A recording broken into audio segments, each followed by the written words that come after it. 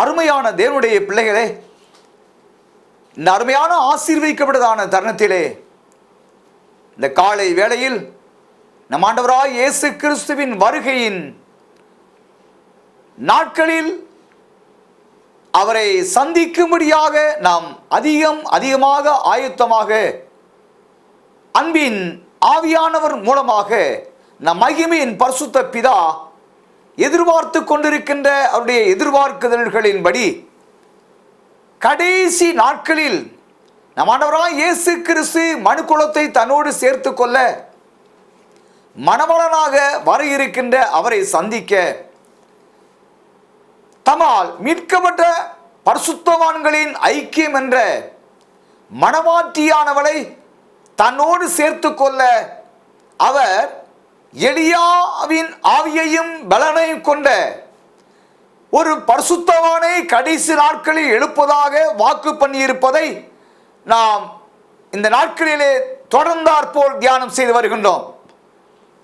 இந்த நாளிலும் இன்னும் அன்பின் ஆவியானவர் தம்முடைய வேதாகமத்தில் உள்ள அவருடைய மகிமையின் ஊழியத்தை செய்ய வாக்கு உரைக்கப்பட்டபடி எலியா தீர்க்கதரிசியை சார்ந்த வேதவசன மறைபொருள்களை நமக்கு வெளியரங்கமாக்கி தர ஒரு இமைப்பொழுது நம் கண்களை மூடி மகிமை நிறைந்த நம் பிதாவை நோக்கி ஜெபம் செய்வோம். எங்களை நேசிக்கிற அருமையான சர்வலோகத்தின் பிதாவே, நீர் மனுஷனாய் அவதரித்து மனு குலத்தை மீட்க மேசியா என்ற இரட்சகராக அவதரித்தீர். அப்படியே எங்களை மீட்டு ரட்சித்தீர். நன்றி செலுத்துகிறோம். ரட்சிக்கப்பட்ட உமது மக்களை அனுதினமும் ஆவியானவரை கொண்டு சபையாய் நீர் கூட்டி சேர்த்து உம்முடைய வருகையிலே மணவாளனுக்கு ஏற்ற அலங்கரிக்கப்பட்ட மணவாட்டியானவளாய் சபையாய் நீர் ஆயத்தப்படுத்தும்படி கடைசி நாட்களில் எலியாவின் ஆவியையும் பலனை கொண்ட ஒரு அப்போஸ்தலனை எழுப்புவதாக வாக்கு பண்ணியிருக்கின்ற தம்முடைய வேத வசனங்களை கொண்டு நாளிலும் எங்களுக்கு வெளியரங்கமாக்கி தர அன்பு பிதாவே நீர் இறங்கும்படி ஜெபிக்கின்றோம். நன்றி பிதாவே, நன்றி. துதி கனம் மகிமை எல்லாம் உமக்கே எடுக்கிறோம். இயேசு கிறிஸ்து நாமத்தில் வேண்டுகிறோம். மகிமை நிறைந்த எங்கள் தூய பிதாவே, ஆமென், ஆமென். அருமையான அன்பான தேவனுடைய பிள்ளைகளே, நம் ஆண்டவராகிய இயேசு கிறிஸ்து வருகைக்கு என்று புதிய ஏற்பாட்டின் காலம் என்ற கிருபையின் காலமாகிய காலத்தின் இறுதியிலே அவரை சந்திக்கும்படியான ஒரு பரிசுத்த ராஜரீக ஆசாரிய கூட்டத்தை ஆயத்தப்படுத்த வேண்டும் என்பது மகிமை நிறைந்த நம் அன்பின் பிதாவின் திருவுளமானபடியினால் பொதுவாக கிருபையின் காலம் என்ற ரட்சிப்பின் காலம் என்ற அனுக்கிரகமான காலம் என்ற இந்த புதிய ஏற்பாட்டின் காலமானது முழுவதும் புறஜாதிகளுக்கு மீட்பை கொடுக்கும் அனுக்கிரகமான காலமானபடியினால் எலியா தீர்க்கதரிசியாய் தேவன் புறஜாதிகள் மத்தியில் இருந்து எழுப்பி அவர்களை தன் வரிக்கென்று ஒரு கூட்ட சந்ததிகளாக கூட்டி சேர்த்து ஆயத்தப்படுத்த வேண்டும் என்பதே மகிமை நிறைந்த பிதாவின் திட்டமானபடியினால் எரேமியா தீர்க்கதரிசி புஸ்தகம் 1ஆம் அதிகாரம் 5 முதல் 8 வசனங்கள் முடிய நாம் வாசிக்கின்ற பொழுது, நான் உன்னை தாயின் வயிற்றில் உருவாக்கும் முன்னே உன்னை அறிந்தேன், நீ கர்ப்பத்தில் இருந்து வெளிப்படும் முன்னே நான் உன்னை பரிசுத்தம் பண்ணி உன்னை ஜாதிகளுக்கு தீர்க்கதரிசியாக கட்டளையிட்டேன் என்று சொன்னார். அப்பொழுது நான், கர்த்தராகிய ஆண்டவரே, இதோ நான் பேச அறியேன், சிறுபிள்ளையாயிருக்கிறேன் என்றேன். ஆனாலும் கர்த்தர், நான் சிறுபிள்ளை என்று நீ சொல்லாதே, நான் உன்னை அனுப்புகிற எல்லாரிடத்திலும் நீ போய் நான் உனக்கு கட்டளையிடுகிறவைகளை எல்லாம் நீ பேசுவாயாக. நீ அவர்களுக்கு பயப்பட வேண்டாம், உன்னை காக்கும்படிக்கு நான் உன்னுடனே இருக்கிறேன் என்று கர்த்தர் சொல்லி, கர்த்தர் தமது கரத்தை நீட்டி என் வாயை தொட்டு, இதோ என் வார்த்தைகளை உன் வாயிலே வைக்கிறேன் பார், பிடுங்கவும் இடிக்கவும் அடிக்கவும் கவிழ்க்கவும் கட்டவும் நாட்டவும் உன்னை நான் இன்றைய தினம் ஜாதிகளின் மேலும் ராஜ்யங்களின் மேலும் ஏற்படுத்தினேன் என்று கர்த்தர் என்னுடனே சொன்னார் என்று 5ஆம் வசனம் முதல் 10 வசனங்கள் முடிய நாம் வாசிக்க முடிகின்றது. அருமையான கர்த்தருடைய பிள்ளைகளே, எரேமியா தீர்க்கனுடைய காலம் கிமு 590வது ஆண்டில் எரேமியா தீர்க்கதரிசி வாழ்ந்த காலமாக இருக்கிறது. ஆனால் எலியா தீர்க்கதரிசியானவர் எழும்புவதாக, இவர் கடைசி நாட்களில் எழும்புவதாக மல்கியா தீர்க்கதரிசியின் புஸ்தகம் 4ஆம் அதிகாரம் 5-6 வசனங்களில் வாசிக்கிறபடி, இதோ கர்த்தருடைய பெரிதும் பயங்கரமான நாள் வருகிறதற்கு முன்னே நான் உங்களிடத்திற்கு எலியா தீர்க்கதரிசி அனுப்புகிறேன். நான் வந்து பூமியை சங்காரத்தால் அடிக்காதபடிக்கு அவன் பிதாக்களுடைய இடத்தை பிள்ளைகளிடத்திற்கும் பிள்ளைகளுடைய இடத்தை அவர்கள் பிதாக்களிடத்திற்கும் திருப்புவான் என்று நாம் வாசிக்கின்றோம். ஆனபடியினால் மல்கியா தீர்க்கதரிசியால் உரைக்கப்பட்ட கடைசி நாட்களில் ஆண்டவர் எலியா தீர்க்கதரிசி அனுப்புவதாக வாக்குத்தத்தம் பண்ணி இருக்கின்றபடி, எரேமியாவை கொண்டு நான் உன்னை தாயின் வயிற்றில் உருவாக்கும் முன்னே உன்னை அறிந்தேன், நீ கர்ப்பத்திலிருந்து வெளிப்படும் முன்னே நான் உன்னை பரிசுத்தம் பண்ணி உன்னை ஜாதிகளுக்கு தீர்க்கதரிசியாக கட்டளையிட்டேன் என்று சொன்னதாக பார்க்கிறோம். தொடர்ந்து நாம் 10ஆம் வசனத்தில் வாசிக்கின்றபடி, பார், பிடுங்கவும் இடிக்கவும் அழிக்கவும் கவிழ்க்கவும் கட்டவும் நாட்டவும் உன்னை நான் இன்றைய ஜாதிகளின் மேலும் ராஜ்யங்களின் மேலும் ஏற்படுத்தினேன் என்று வாசிக்க முடிகிறது.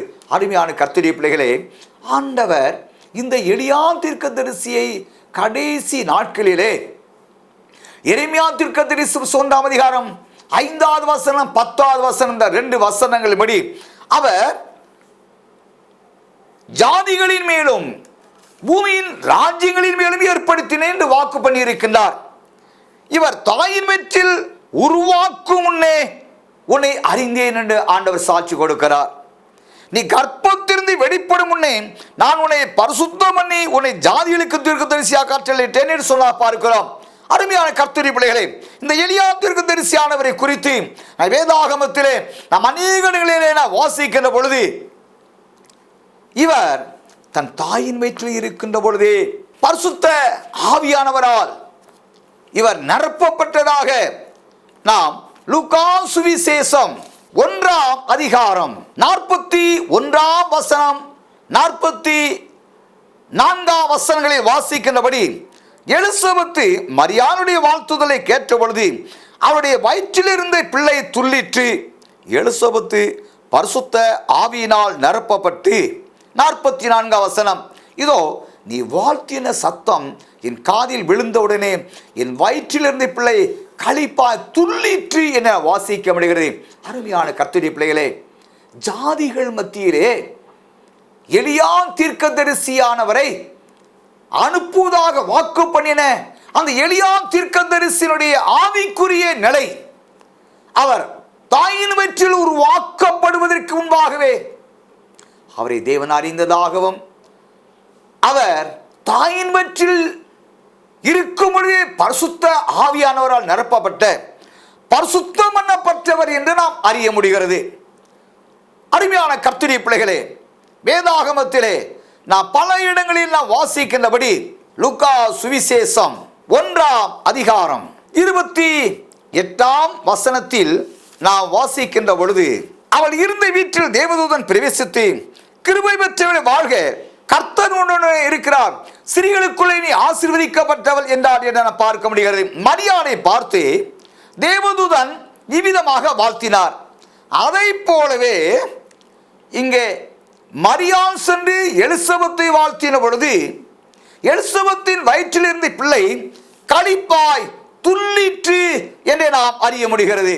அருமையான கர்த்தருடைய பிள்ளைகளே, நம் ஆண்டவராகிய இரட்சகருடைய திட்டத்தின்படி இவர் அவதரிக்கின்றது நிமித்தமாக பூமியுள்ள சகல மக்களுக்கும் மிகுந்த சந்தோஷத்தை உண்டாக்கக்கூடியதாகவும், வேதாகமத்திலே நான் வாசிக்கின்ற பொழுது லூக்கா சுவிசேஷம் 1ஆம் அதிகாரம் 48ஆம் வசனத்தை வாசிப்போமானால், அவர் தம்முடைய அடிமையின் தாழ்மையை நோக்கி பார்த்தார், இதோ இது முதல் எல்லா சந்ததிகளும் என்னை பாக்கியவதி என்பார்கள் என்று எலிசபெத்து சொன்னதாக நாம் அறிய முடிகிறது. அப்படியானால் எலிசபெத்தின் வயிற்றில் அவதரித்த இந்த எலியாவின் ஆவியை பெற்ற யோவான் ஸ்நானகன் கடைசி நாட்களில் அவதரிப்பின் நிமித்தமாய் பூமியில் உள்ள எல்லா சந்ததிகளும் அவரை பாக்கியவதி என்று ஆசீர்வதிப்பதாகவே வேதத்திலே வாசிக்க முடிகிறது.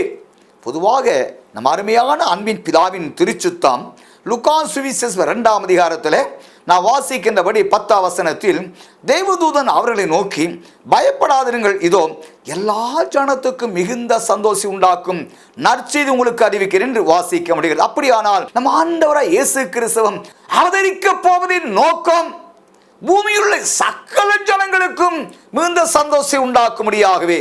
அப்படியானால் அப்படி வருகைக்கென்று ஆயத்தமாகும்படி முன்தூதனாக அனுப்பப்பட்ட எலியாவின் ஆவியை பெற்ற இந்த யோவான் ஸ்நானகன் அவதரித்து நிமித்தமாய் பூமியிலே கடைசி நாட்களில் ஜாதிகள் அனைவரும் மகிழ்ந்து கலிகூறுவதற்கு எதிர்கரமாகவே இவர் அவதரிப்பதாக இருப்பதினால் எரேமியா தீர்க்கதரிசியை கொண்டு ஜாதிகளுக்கு உன்னை தீர்க்கதரிசியாக கட்டளையிட்டேன் என்று நாம் வாசிக்க முடிகிறது. இவர் கடைசி நாட்களில் ஜாதிகளை மீட்க ஆண்டவர் இந்த எலியா தீர்க்கதரிசியை அனுப்புவதாகவே நாம் அறிய முடிகிறது. பிள்ளைகளுடைய பிதாக்களிடத்திற்கும் பிதாக்களுடைய பிள்ளைகளிடத்திற்கும் அவர் திருப்புவதாக மல்லியா 4ஆம் அதிகாரம் 5-6 வசனங்களை வாசித்தோம். அப்படியானால் பிள்ளைகளானால் யார்? சிறைவேலர்கள் பிள்ளைகள். பிள்ளைகளுடைய பிதாக்களிடத்திற்கும் 2வது ஊழியம் பிதாக்குடைய இருத்தி பிள்ளையிடத்திற்கு இவர் திருப்பும்படியாக இந்த எலியாவின் ஆவியை பெற்ற யோவான் ஸ்நானகனாக அவதரித்தவர் இறுதி நாட்களிலே கர்த்தருடைய வார்த்தையின்படி எலியாவின் ஆவி என்ற ஒரு அப்போஸ்தலனாகவே இவர் எழும்பி ஊழியம் செய்யக்கூடியது முற்றிலுமாக புறஜாதிகளை மீட்கும்படியாக. முதல் பகுதி அந்தி கிறிஸ்துவின் 7 ஆண்டு காலத்தின் முதல் பகுதியில் இவர் பிதாக்குடைய பிள்ளைகளிடத்திற்கும், அதாவது 2வது பிள்ளைகளானால் புறஜாதிகளாகிய நாம் புறஜாதிகளை மீட்கப்படுகின்ற நம்மை மீட்கும்படியாக அவர் ஜாதிகளுக்கு தீர்க்கதரிசியாக ஏற்படுத்துகிறார். கடைசி நாட்களிலே வேதாகமத்திலே நாம் மத்தேயு சுவிசேஷம் 15ஆம் அதிகாரத்தில் 25ஆம் வசனம் முதல் வாசிக்கின்றேன். அவள் ஆண்டவரே எனக்கு உதவி செய்யும் என்று அவரை பணிந்து கொண்டாள். அவர் அவளை நோக்கி, பிள்ளைகளின் அப்பத்தை எடுத்து நாய்க்குட்டிகளை போடுகிறது நல்லதல்ல என்றார். அதற்கு அவள், மெய்தான் ஆண்டவரே, ஆயில் நாய்க்குட்டிகள் தங்கள் எஜமானங்களை மேற்றிருந்து விழும் துணிக்கைகளை தின்னுமே என்றார். இயேசு அவளுக்கு பிரதியுத்தரமாக, ஸ்திரீயே, உன் விசுவாசம் பெரிது, நீ விரும்புகிறபடி உனக்காக கடவுது என்றார். அந்நேரமே அவள் மகன் ஆரோக்கியமானால் என்று நான் வாசிக்க முடிகிறது. கர்த்தருடைய பிள்ளைகளை, அப்படியானால் பிள்ளைகளான சிறுவர்களாகும் நாய்க்குட்டிகள் என்பது புறஜாதிகளானவர்கள். ஆக எப்படியும் கடைசி நாட்களின் ஊழியம் பிள்ளைகளாகிய சிறுவர்கள் புறஜாதிகளாகிய ஆவிக்குரிய சிறுவர்கள் யாவரை மீட்டி அவருடைய வரியை கண்டு ஆயத்தமாகும்படியான ஊழியம் செய்யும்படியாகவே நம் ஆண்டவர் கடைசி நாட்களிலே எலியாவின் ஆவியை பெற்ற ஒரு அப்போஸ்தலனை ஜாதிகளுக்கு தீர்க்கதரிசியாக ஏற்படுத்துகின்றதாக வாக்கு பண்ணியிருக்கின்றார். அருமையான தேவனுடைய பிள்ளைகளே, பொதுவாக எலியாவாக அவதரித்த அந்த மகான் பழையற்பாட்டின் காலத்திலே இஸ்ரவேலர்களை மீட்கும்படியாகவே அவர் அனுப்பப்பட்டதாகவே நான் வேதாகமத்தின் வழியாக அறிய முடிகிறது.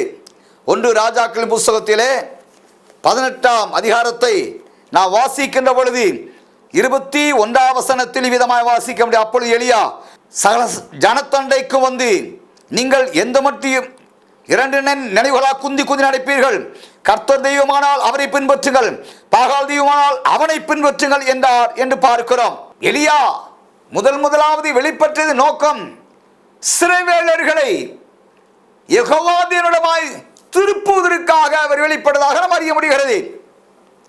பின்பு ஆண்டவராய் இயேசு கிறிஸ்து உலகத்திலே அவதரிக்கும் வேளையில் வேதாகமத்தில் மார்க்கு சுவிசேஷம் 1ஆம் அதிகாரத்தை நாம் வாசிக்கின்ற பொழுது, அப்பொழுது யூதேயா தேசத்தார் அனைவரும் எருசலேம் நகரத்தார் யாவரும் அவனிடத்திற்கு போய் தங்கள் பாவங்களை அறிக்கையிட்டு யோர்தான் நதியில் அவனால் ஞானஸ்நானம் பெற்றார்னு பார்க்கிறோம். அப்படியானால் எலியாவானவன் யோவான் ஸ்நானனாக ஆண்டவராகிய இயேசு கிறிஸ்து உலகத்தில் அவதரிப்பதற்கு முன்பாக வெளிப்பட்ட அவருடைய ஊழியம் யூதேயா தேசத்தார் அனைவருக்கும், குறிப்பாக எருசலேம் நகரத்தார் யாவருக்கும் அவர் மனம் திரும்பும்படியாய் அவர்களுக்கு பரலோகராஜ்யத்தின் வருகையை குறித்து அறிவித்து மனம் திரும்புங்கள், தேவனுடைய ராஜ்யம் சமீபமாயிற்று, சத்தியத்தை விசுவாசிங்கள், மனம் திரும்புதலுக்குரிய கனிவோடு நின்று எச்சரித்து மனம் திரும்பச் செய்த ஊழியம் புறஜாதிகளுக்கு அல்ல, முற்றிலுமாக யூதர்களுக்கென்றே ஊழியம் செய்தாக அறிய முடிகிறது. ஆனால்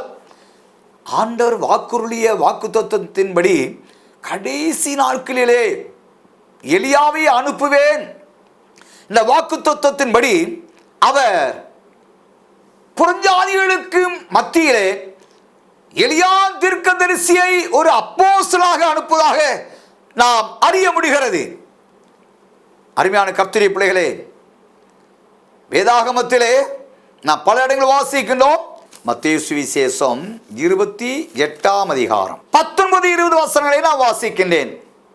ஆகையால் நீங்கள் புறப்பட்டு போய் சகல ஜாதிகளையும் சீசராக்கி பிதாகுமாரன் பரிசுத்தாவின் நாமத்திலே அவர்களுக்கு ஞானஸ்நானம் கொடுத்து நான் உங்களுக்கு கட்டளையிட்ட யாவை அவர் கை கொள்ளும்படி அவர் உபதேசம் பண்ணுங்கள் என்று வேதம் சொல்கிறது. அப்படியானால் ஆண்டவர் தம்முடைய சீசர்களுக்கு கொடுத்த கட்டளையாவது, ஊழியம் செய்யும்படி அவர் அனுப்பப்பட்ட இடமாவது சகல ஜாதிகளையும் சீசராக்கும்படியாக. அப்படியானால் யூதர்கள் அங்கே மீட்பின் ஊழியம் செய்வதற்கு பழையற்பாட்டு காலத்தோடு அங்கு முடிவு வருகிறது. கடைசி நாட்களில் ஒருத்தர் எலியா தீர்க்கதரிசி அனுப்பி என்று தேவன் கொடுத்த வாக்குத்தத்தத்தின்படி இவர்கள் சகல ஜாதியிடத்திலே அப்போஸ்தலர்கள் ஊழியம் செய்யப்படி அனுப்பப்படுகிறார். அப்படியானால் கடைசி நாட்களிலே ஆண்டவர் இயேசு கிறிஸ்து மணவாளனாக வர இருக்கிற கடைசி நாட்களின் ஊழியமும் புறஜாதிகள் மத்தியிலே நடப்பிக்கப்படுகின்ற ஊழியமாக இருப்பதாகவே வேதாகமத்திலே வாசிக்க முடிகிறது.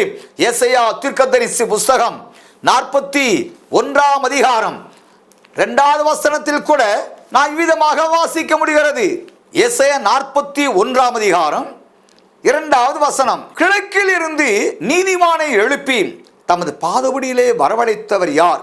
ஜாதிகளை அவனுக்கு ஒப்பு கொடுத்து அவனுடைய ராஜாக்களுக்கு ஆண்டவனாக்கி அவர்களை அவன் பட்டயத்துக்கு தூசியும் அவன் வில்லுக்கு சிறடிக்க தாளடியுமாக்கி அவன் அவர்களை துரத்தவும் தன் கால்கள் நடவாதிருந்த பாதையிலே சமாதானத்தோடு நடக்கும் என அவர் யார் என்று கேட்க முடிகின்றது. அருமையான கர்த்தருடைய பிள்ளைகளே, எசையா தீர்க்கனை கொண்டு கடைசி நாட்களிலே செய்யப்படக்கூடிய இந்த ஊழியமானது கிழக்கிலிருந்து நீதிமானை எழுப்பி வருவதாக ஆண்டவர் வாக்கு பண்ணுகிறார்.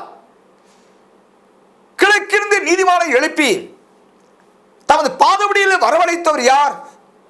ஜாதியில் அவனுக்கு ஒப்பு கொடுத்து அறிய முடிகிறது. அப்படியானால் கடைசி கால ஊழியமாவது ஜாதிகளில் இருந்து ஒரு பரிசுத்தவானை ஆண்டவர் எழுப்பி, அதுவும் கிழக்கில் இருந்து எழுப்பி என்பதாக வாக்கு பண்ணுகிறார். வேதாகமத்திலே எசையா தீர்க்கதரிசி புஸ்தகம் 46ஆம் அதிகாரம் 11ஆம் வசனத்தில் இருந்து நான் வாசிப்போம். ஆனால் ஒரு ஆய்ஞ்சுகிற ஒரு பட்சியை கிழக்கில் இருந்தும் என் ஆலோசனை நிறைவேற்றும் மனுஷனை தூர தேசத்தில் இருந்து வரவழைக்கிறவராயிருக்கிறேன். அதை சொன்னேன், அதை நிறைவேற்றுவேன், அதை திட்டமிடினேன், அதை செய்து முடிப்பேன் என்று வேதம் சொல்லுகிறது. அருமையான கர்த்தருடைய பிள்ளைகள், அப்படியானால் ஆண்டவருடைய சித்தத்தின்படி கடைசி நாட்களிலே இந்த எலியா தீர்க்கதரிசி கொண்டு நடப்பிக்கப்படுகின்ற ஊழியமானது புறஜாதிகள் மத்தியில் என்பதை நாம் அறிந்து கொள்ள முடிகிறது. ஏசாயாவை கொண்டு கிழக்கிருந்து, பொதுவாக கிழக்கு தேசம் என்றால் பலிஸ்தீன தேசம் என்பது மத்திய ஆசிய பகுதி, கிழக்கு தேசம் என்பது சைனா, இந்தியா, இந்த பகுதிகளே நாம் தூர கிழக்கு தேசம் என்று வரலாற்றாளர்கள் சொல்லுகிறார்கள். அப்படியானால் கிழக்கில் இருந்து என்பது குறிப்பாக சைனா தேசத்தையும் வேதாகமத்தில் சீனீம் என்று ஏசாயா தீர்க்கதரிசி வாசிக்க முடிகிறது. சைனா தேசத்தில் இருந்தோ அல்லது இந்தியா தேசத்தில் இருந்தோ அந்த நீதிமானை ஆண்டவர் எழுப்புவதாக அவர் வாக்கு பண்ணி இருக்கிறார். எசேக்கியேல் 46ஆம் அதிகாரம் 10வது வசனத்தை நான் வாசிக்கின்ற பொழுது, அந்தத்தில் உள்ளவைகளை ஆதி முதற்கொண்டும் இன்னும் செய்யப்படாதவில் பூர்வ காலம் முதற்கொண்டும் அறிவிக்கிறேன், என் ஆலோசனை நிலைநிற்கும், எனக்கு சித்தமானவைகளை எல்லாம் செய்வேன் என்று சொல்லி என்று வாசிக்க முடிகிறது. அப்படியானால் அருமையான கர்த்தருடைய பிள்ளைகளே, அந்தத்தில் உள்ளவைகளை ஆதி முதற்கொண்டு, அந்தம் என்றால் இறுதி, இறுதி நாட்களிலே இந்த எலியா தீர்க்கதரிசியை கொண்டு புறஜாதிகளின் மத்தியில் இருந்து தமக்குரியவர்களை பிரித்து எடுத்து ரட்சித்து வருகின்ற மனவாட்டியாக ஆயத்தப்படுத்தும்படியான பிதாவின் திட்டம், அதை குறித்து ஏசாயா தீர்க்கனை கொண்டு பூர்வ காலம் முதற்கொண்டு அறிவிக்கிறேன் சொல்கிறார். ஏசாயா தீர்க்கதரிசியின் காலம், எரேமியா தீர்க்கதரிசியின் காலம், எசேக்கியேல் தீர்க்கதரிசியின் காலம், இவர்களுடைய காலமெல்லாம் கிமு 590 கிமு 623. ஆனால் எலியா தீர்க்கதரிசியின் காலமோ வேதாகமத்தின்படி இவருடைய இந்த எலியா தீர்க்கதரிசி உண்மையிலேயே ஆகாப் ராஜா காலத்தில் வாழ்ந்த காலம் கிமு 910 முதல் 896 வரைக்கும் இவர் உலகத்திலே வாழ்ந்தார் என்று நாம் அறிய முடிகிறது. அதை போலவே நம் ஆண்டவர் இயேசு கிறிஸ்து பூமியிலே வாழ்ந்த கிமு 3ஆம் ஆண்டு முதற்கொண்டு கிபி 30ஆம் ஆண்டு ஏப்ரல் மாதம் 30ஆம் தேதி வரைக்கும் இவர் நம் ஆண்டவர் உலகத்தில் மீட்பராக வாழ்ந்தார். அப்படியானால் இவர் அவதரிப்பதற்கு 6 மாதத்திற்கு முன்பாக, அப்படியானால் ஆண்டவராய் இயேசு கிறிஸ்து எலியாவின் ஆவியை பெற்ற யோவான் ஸ்நானன் சிரச்சேதம் செய்யப்பட்டதை கேள்விப்பட்ட பொழுது அவர் ஊழியத்தில் இறங்கினார் என்று நாம் அறிய முடியுது. அப்படியானால் கிபி 30ஆம் ஆண்டில் 6 மாதத்திற்கு முன்பாக இவர் சிரச்சேதம் செய்யப்பட்டார் என்று நாம் அறிய முடியும். கிமு 3 முதற்கொண்டு கிபி 30ஆம் ஆண்டின் ஜூன் மாதம் வரைக்கும் இவர் உயிரோடு வாழ்ந்திருந்தார் என்று வரலாற்றாளர்களும் அறிவித்துக் கொள்கிறார்கள். இருக்கட்டும். அப்படியானால் கடைசி நாட்களில் புறஜாதியின் மத்தியிலே எழுப்பப்படக்கூடிய இந்த ஊழியத்தின் நிலையானது இந்த தீர்க்கதரிசியானவரை அப்போஸ்தலனை தலைமையிடமாக கொண்டு ஊழியம் செய்ய தேவன் திட்டம் கொண்டிருப்பதாக அறிய முடிகிறது. வேதாகமத்திலே நாம் வாசிக்க முடிகிறது. எபேசியருக்கு நிருபம் 2ஆம் அதிகாரம் 19ஆம் வசனம் முதல் நாம் வாசிக்கின்ற பொழுது, ஆகையால் நீங்கள் இனி அந்நியரும் பரதேசிகளுமாயிராமல் பரிசுத்தவான்களோட ஒரே நகரத்தாரும் தேவனுடைய வீட்டாருமாயிருந்து அப்போஸ்தலர் தீர்க்கதரிசிகள் என்பவருடைய அசுவாரத்தின் கற்றவற்றவர்களுமாயிருக்கிறீர்கள். அதற்கு இயேசு கிறிஸ்து தாமே மூளைக்கல்லாயிருக்கிறார் என்று வாசிக்க முடிகிறது. அப்படியானால் கர்த்தருடைய பிள்ளைகளே, புதிய ஏற்பாட்டின் கிருபையின் காலம் புறஜாதிகளுக்கென்று ஆண்டவரால் கொடுக்கப்பட்ட காலமானபடினால் இந்த காலத்தின் ஊழியமானது புறஜாதிகளை மையமாய் கொண்டு நடப்பிக்கப்படும். இந்த ஊழியத்தில் மீட்கப்பட்டவர்களை குறித்து ஆவியானவர் பவுலடியாரை கொண்டு எபேசு திருச்சபை எழுதுகிறார். நீங்கள் இனி அந்நியரும் பரதேசமாயிராமல் என்றால் மீட்கப்படுவதற்கு முன்பாகியவர் அந்நியராக இருந்தார்கள், சிறுவர்களாக இராமல், அது யூதர்களாக இராமல் இவர்கள் புறஜாதியாராய் இருந்தார்கள். இப்பொழுது அவர்கள் பரிசுத்தவான்களோடு ஒரே நகரத்தாரும் தேவனுடைய வீட்டாருமாய் இருந்து இந்த மீட்பின் மேன்மையான ஆவிக்குரியலை அடைந்து கொள்ள அப்போஸ்தலர் தீர்க்கதரிசி என்ற ஊழியத்தின் மூலமாக இவர்கள் மீட்கப்பட்டார் என்று நாம் அறிய முடியும். கர்த்தருடைய பிள்ளைகளே, அப்படியானால் இந்த எலியாவின் ஆவி பெற்ற இந்த தீர்க்கதரிசியான கடைசி நாட்களே அப்போஸ்தலர் ஊழியத்தை கொண்ட ஒரு மகானாய் அனுப்பப்பட்டு ஊழியம் செய்கிறவராய் இருக்க வேண்டும் என்று நாம் அறிய முடிகிறது.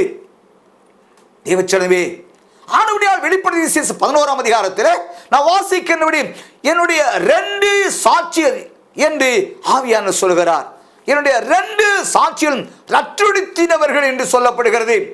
என்றால் வெளிப்படுத்திய விசேஷம் முழுமையும் அந்தி கிறிஸ்துவின் ஆட்சிக்குட்பட்ட காலமாக இருக்கிறது. தானியேல் தீர்க்கதரிசிக்கு மறைக்கப்பட்ட ரகசியங்கள் எல்லாம் வெளிப்படுத்தப்பட்ட நிலையில் இதை வெளிப்படுத்தின நற்செய்தியானபடியினால் வெளிப்படுத்தல் 11ஆம் அதிகாரம் 3ஆம் வசனம் வாசிக்கிறோம். என்னுடைய 2 சாட்சிகளும் ரட்டுடுத்தி கொண்டிருக்கிறவர்களாய் 1260 நாளும் தீர்க்க தரிசனம் சொல்லும்படி அவர்களுக்கு அதிகாரம் கொடுப்பேன்.